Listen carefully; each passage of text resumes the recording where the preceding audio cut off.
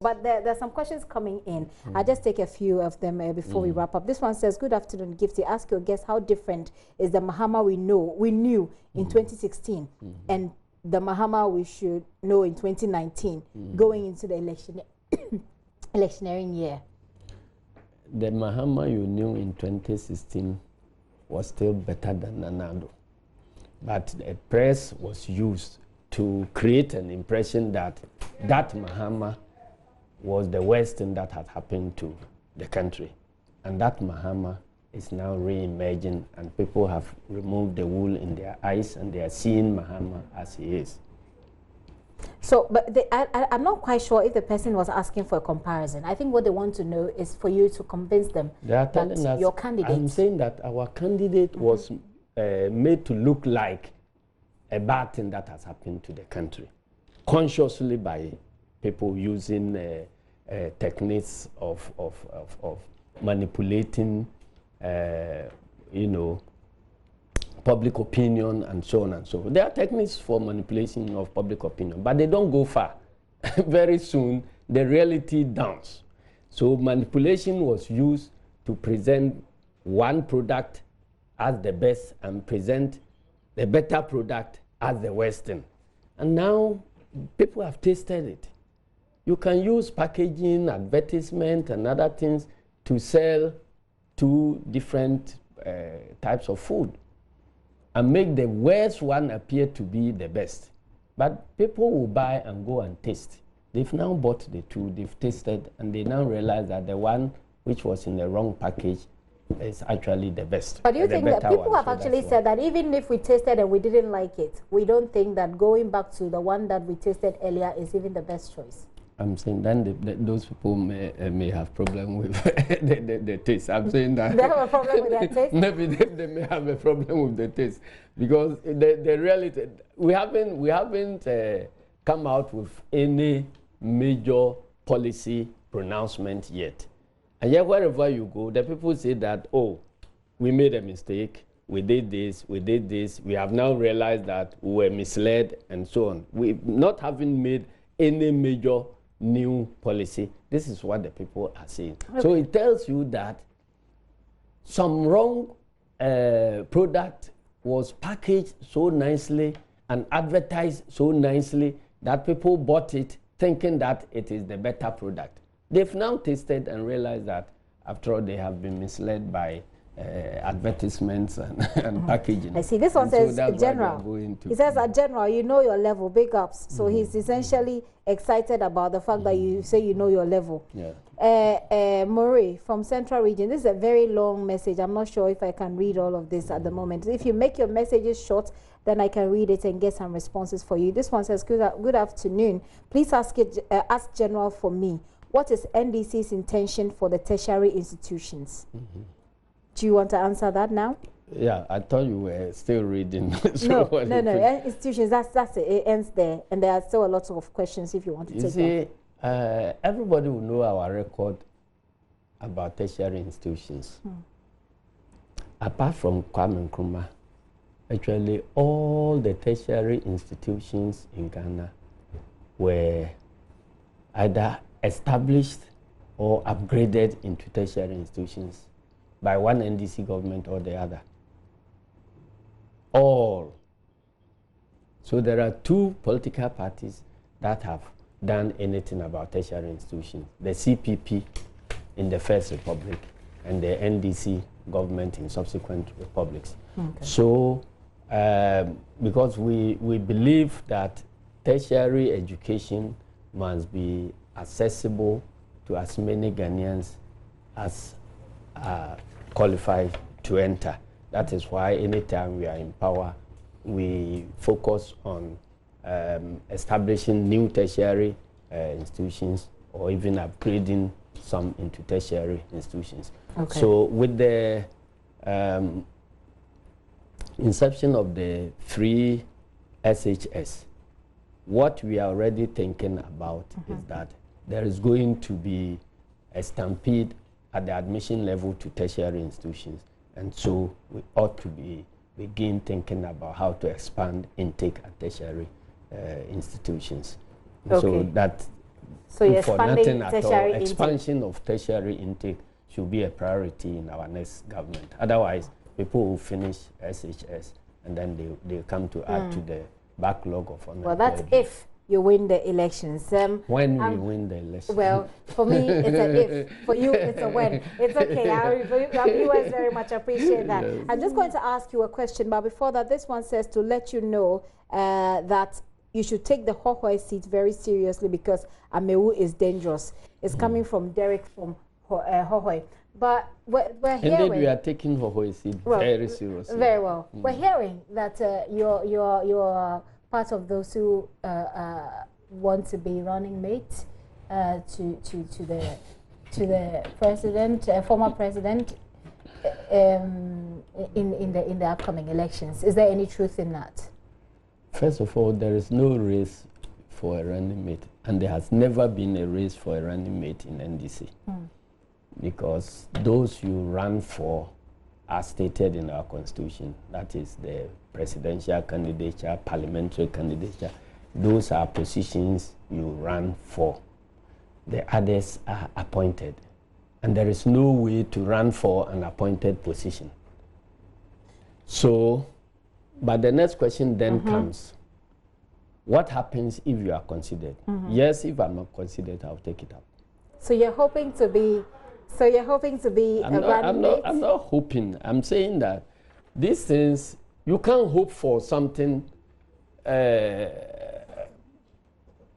when it will not be given to you. I mean, it is something that you can only hope for a seat which you are running for. You understand? But when you become the leader of the party, like as I'm the general secretary of this party, I see all the human resource and the material resource, the money, everything, as the material that is available for me to be used to achieve a set objectives of the party. So I'll then look at the party and pick and choose who plays what role to be able to facilitate the achievement of the objective. So I'm sure that the presidential candidate has the whole party available to him. He has all the human resource within the party. He can pick and choose who he feels can play what role where. And if he with the support of the other leadership of the party. And if he picks I'm saying that if I'm deemed to be the person who should play a certain role, I will gladly accept it, because I have never accepted, I have never rejected any, duty that has been imposed on me. There are only two things that I have rejected before. First, an offer of a ministerial appointment under President Mills, and another offer of ministerial appointment under President Mahama. And the third one? Did I say three? You said three. You said three. Oh, well, okay, so essentially you're saying that. But there were good reasons. I realized that it was in the party's interest, not in my own interest. So back to this issue about running mates. Yes. If you are appointed, if the former president says, "I want Johnson and Nketia to be running mates," you'll gladly accept it. Yes. What makes you think you have what it takes to be vice president? Have I come here to advertise to be vice president? No, but that's you said what that if somebody that's appoints what a running mate means. And I'm asking you, do you feel you are there to take up that position? You are asking the wrong person that question. Because you see, if somebody takes a decision that I should do it, and I say yes, I will do it, then those questions must be sent to that person who has considered me worthy. You owe the people. You owe the people that you'll be representing, both the NDC and if you win, the Ghanaian people. The explanation that the justification that you qualify to be in that position. Don't you think? And I'm saying so. What is it? Tell us. I'm saying that the person who took or who will be taking that decision. Won't he consider anything before taking that decision? But you personally, what do you think saying you that, would bring on board if you were appointed? I'm saying that if the party feels that I'm the best person to play role A, B, C, before the party comes to that conclusion that Asiedu Nketia is the person to play role ABC, they must have considered something. So if you want to find out why I will be appointed, please go and ask the appointing authorities. No, I don't have what would they be? What would they be considered? I don't have the appointing authorities here. I have you here, and you have just told me that it is a position you gladly take up if you are given. And I'm asking you, tell us, what is it that you will bring on board if you get that position? Because the people who follow you, who follow the NDC, the people Ghanaians are watching you. They're listening to you. You want me to advertise for a position that is not contested? You said you made that point already. I've made that point, and I'm saying that if it is offered, I will accept it. Okay. Yes. Then what will make the person who is offering it, what will make him take that decision? He will certainly say that maybe I want somebody who is ABC, that is why I settled on Asiedu Nketia. It is only after that I can then be questioned whether I can satisfy. So my understanding, what the my person, understanding from what you've said is that it's a position you'd like. Yes, so if it is given to me, I will gladly. You gladly take it. Yes. Are you inclined to lobby for it? No. Why not? Because you see, I believe that there's a sense in which you can overmarket a good product. If you are over-marketing a good product, it can create a negative impression that that product is after all not good. That is why you are over-marketing it. So everybody in this party knows about my capabilities, what I am and what I am not. So whom am I going to impress with new information about myself? Everything about me is open and is there for everybody to know. So I'm sure that if anybody is taking any decision about me, he has more than sufficient information to consider in making that choice. Recently, my CV, my everything is available, my record of performance, my everything is available. And it's known by all party people. So that's why I'm saying that if a decision is taken, then let that decision be communicated. And then you can then ask the person who took that decision, he will tell you why they did so, and then you then ask me whether I can foot the bill. I've heard that. I've heard many people saying, I don't know anything about the economy, and so on and so on. There is a sense in which I change, if you like, I change the perception about me. Just a second. Talking about the economy, recently there was news which people we heard later was fake news that Professor Kwesi Boche was had been appointed the running mate. Yeah.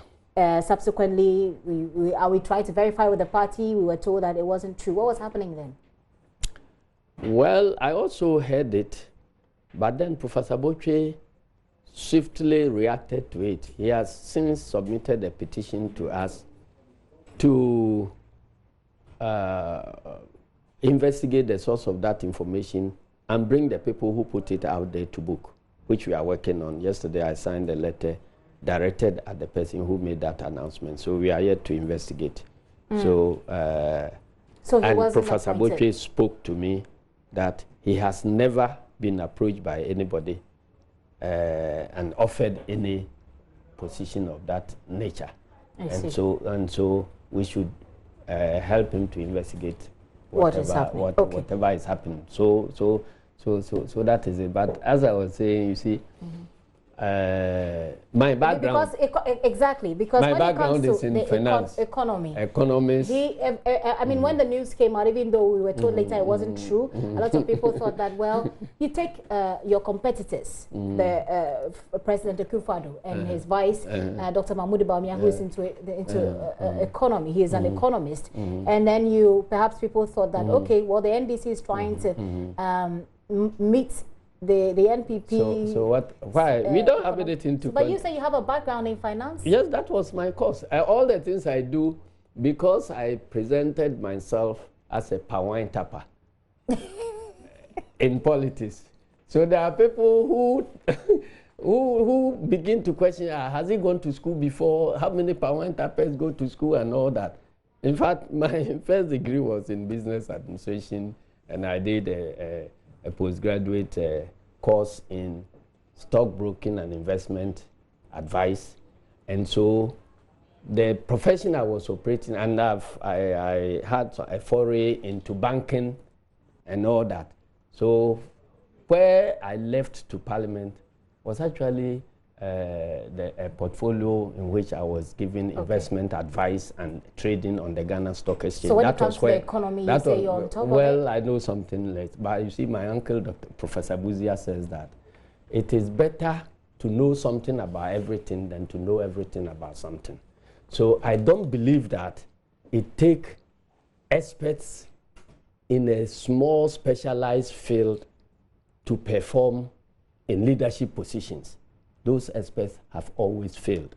And even if you look at some of our best finance ministers, Professor Bochue's background is law. But he's also an yes, I'm saying that is investment.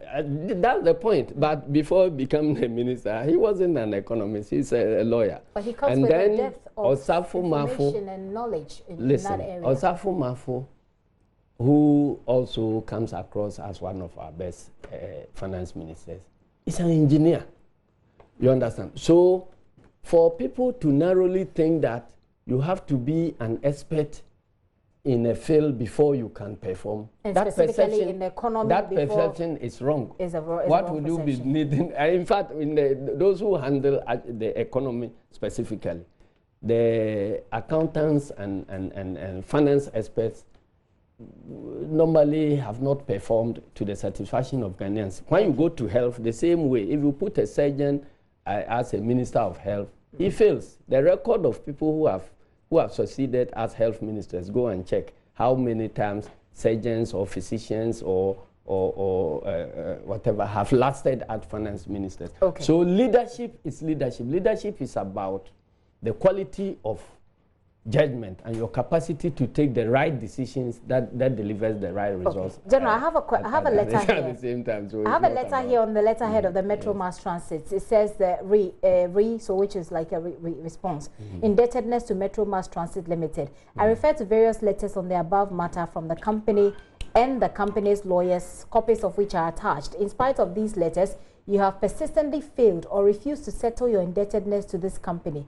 As a result of the above state of affairs and consultations with your party, we have resorted to dealing with the individuals in your party's debtors list in our records. Please find evidence of such communications. In view of this, your party's indebtedness to the company is now, I think it's 1,195,000. Okay, perhaps 1,195,179,000. It goes on and on. We therefore write to once again demand that you settle your indebtedness with the company, which now amounts to, and then it quotes it again. It is signed by Albert Edubuahen, acting managing director of the Metro Mass Transit Limited. And I see here in this attached letter, it's signed to in the signed letter, the attached letter, I see here it's addressed to Mr. Kofi Adams, the national organizer who has just also won the primaries in somewhere in your region.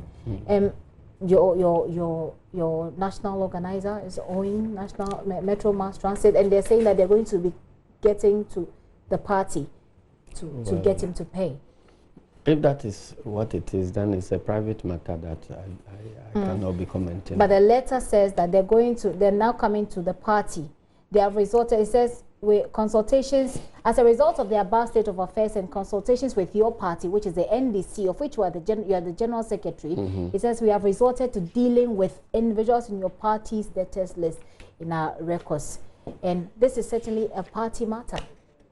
And I'm saying that this has not been addressed to the party. So why do you want me to be talking about? It is a party matter, and this is a state institution that is being owed by members or a member of your party. I don't feel that it is appropriate for me to be commenting on this letter at all.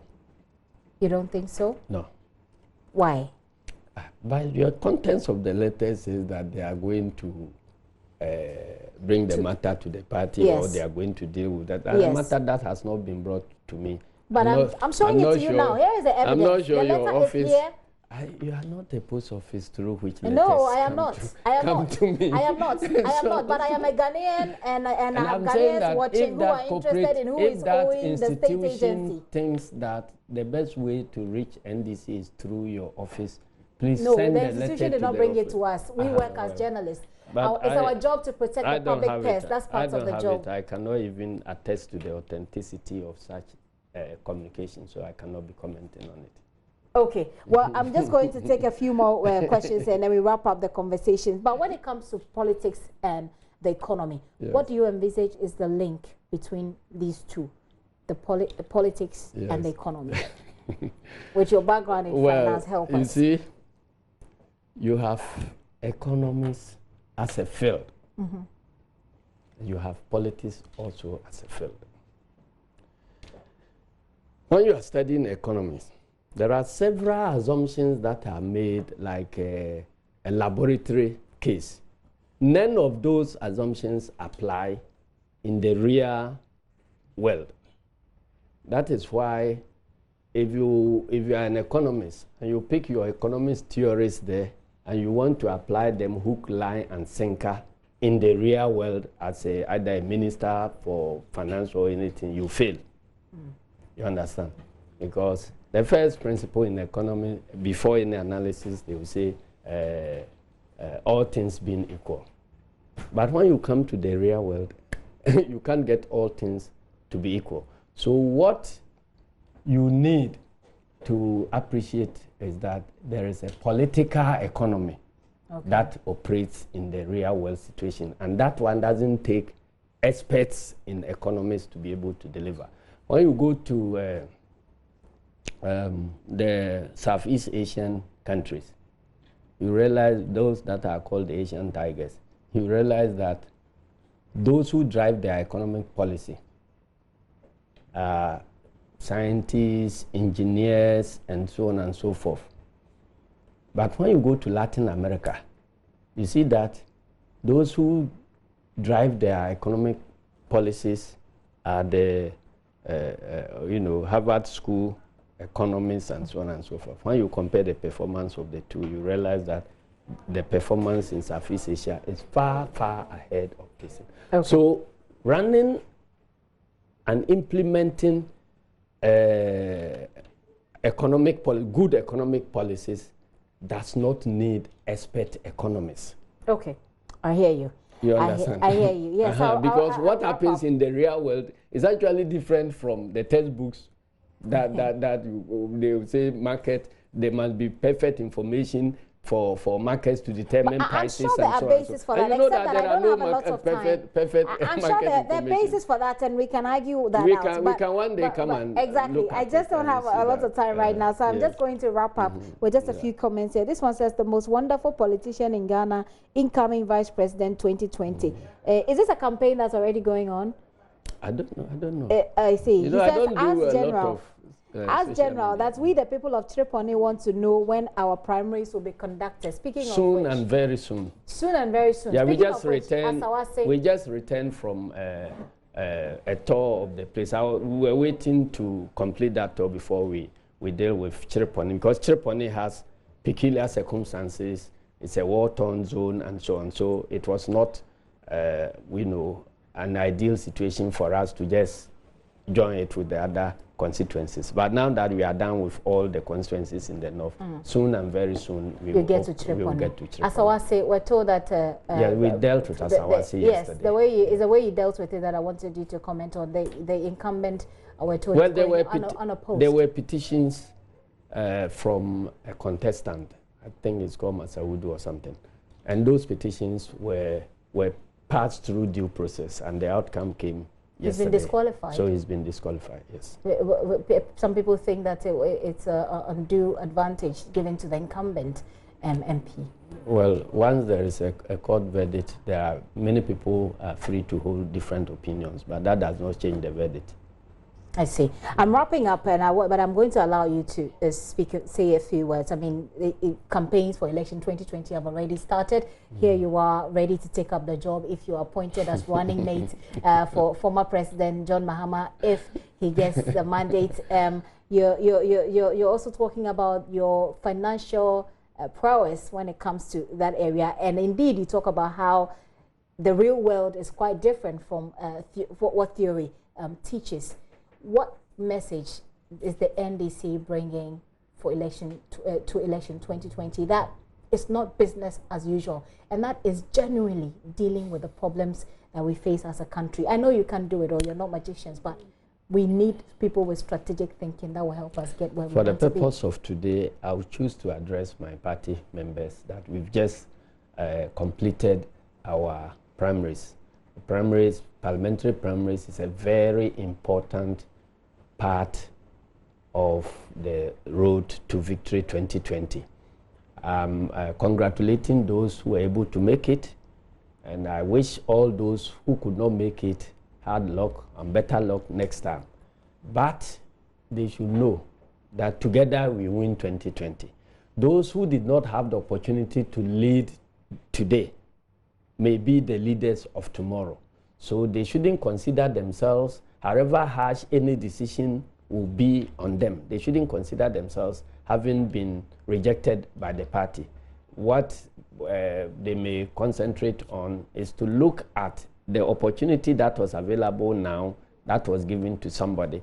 The party is telling you that there are better things, better uses for your talents. So don't just give up. Continue struggling, and when NDC wins, and I say when, I'm not saying if, when NDC wins, there will be a role for everybody in the future government. When is for you, it's okay if you want to use it, but the word is if, because we don't know that for sure. But sir, thank you so much for your time here on the show. Johnson Nketia there. Well, if you do know the former president and you have his ears, he's saying that he's available. If you think that he can do the job, he says you should call him up for it, for running mate, so vice president, so to speak, if the NDC makes it at all. Johnson Nketia is the General Secretary of the Opposition NDC, and he has been my special guest this afternoon. Remember, he's also just a fresh graduate from in defense and international politics. Defense and international politics. Yes. Away from the politics, let me tell you what's happening in the Upper West region. Traders at the Fadama market have abandoned a temporary market site located to them by the Wa Municipal Assembly. The Assembly gave the traders 2 weeks ultimatum to relocate temporarily to the new market at Tertiary to enable them put up a 2-story, 120-unit market stores. But the traders have refused to relocate to the place, citing concerns of insanitary conditions. We'll bring you that report subsequently. Let's take a very quick break. We'll be right back.